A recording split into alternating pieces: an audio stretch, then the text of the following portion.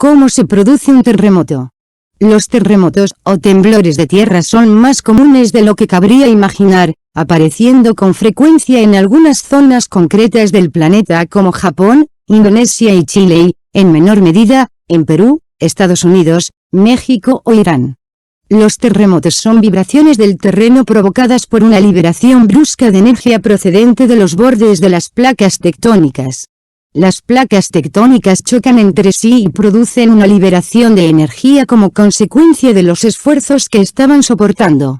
En la Tierra hay 4 capas fundamentales, ellas son, el núcleo interno, el externo, el manto y la corteza. Esta última junto a la parte superior del manto forman la delgada superficie de la Tierra, la cual se encuentra fragmentada en enormes trozos que llamamos placas tectónicas y estas, como te señalaba anteriormente, se mueven sin cesar. El punto en el cual se detecta el seísmo en la superficie es el epicentro y el punto donde se produce el terremoto es el hipocentro. En el hipocentro, las ondas se dispersan hacia todas direcciones. Las primeras que llegan son las ondas P, primarias, seguidas de las ondas S, secundarias.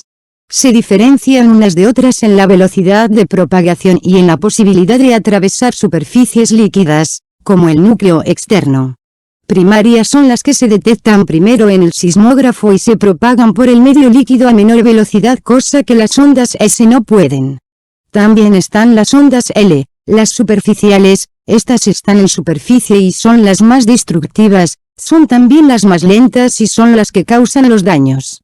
Para catalogar a un terremoto, se utilizan principalmente 2 escalas, la escala de Mercalli y la escala de Richter. La primera ya está descatalogada porque mide la intensidad de los daños que ha causado un terremoto.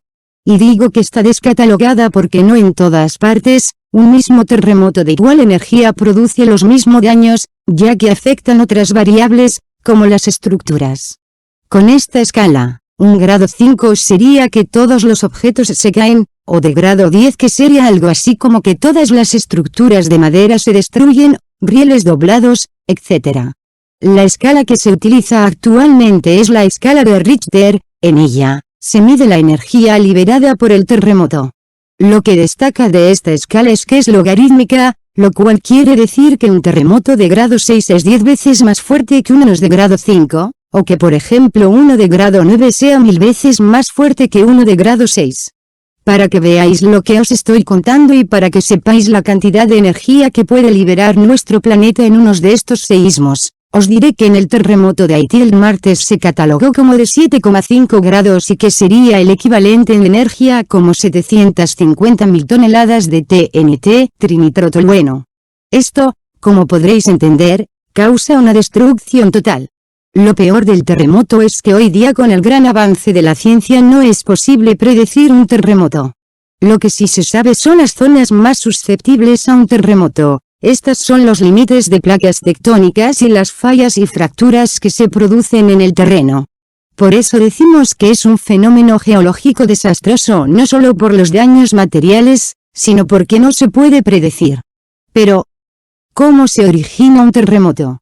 Las placas tectónicas de las que está formada la corteza terrestre están en continuo movimiento, pero este suele ser lento e imperceptible. Sin embargo, cuando algo obstaculiza este desplazamiento y chocan entre sí, comienza a acumularse una gran cantidad de energía que acaba liberándose súbitamente cuando se produce un movimiento brusco de estas placas. Esta energía aflora en la superficie terrestre en lo que conocemos como terremoto.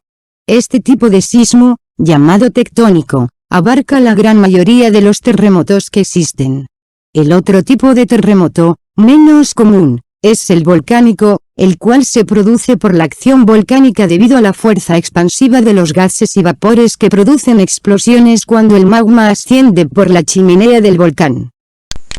Entre 1950 y 1960, se buscó dar una explicación a la deriva de los continentes.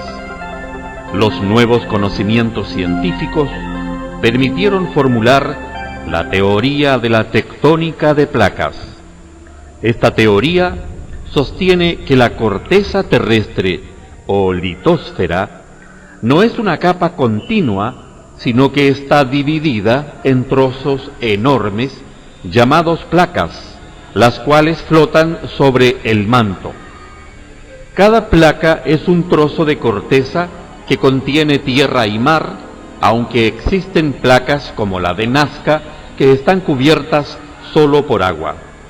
Por lo tanto, como puedes observar en la imagen, los límites de las placas no coinciden con los límites de los continentes.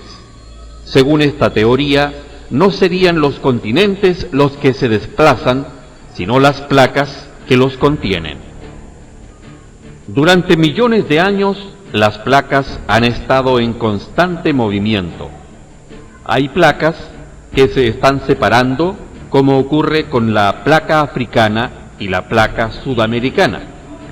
A este fenómeno se le conoce como movimiento de divergencia o expansión y se debe al ascenso del magma desde el interior hacia la corteza. Hay placas que tienen movimientos de convergencia, es como que si chocaran entre sí. En esos lugares, las rocas de la corteza se hunden en la placa más resistente. Cuando las placas se mueven hacia la otra, una de ellas puede descender por debajo de la otra. Este proceso es conocido como fenómeno de subducción. Es lo que ocurre, por ejemplo, entre la placa de Nazca y la placa sudamericana.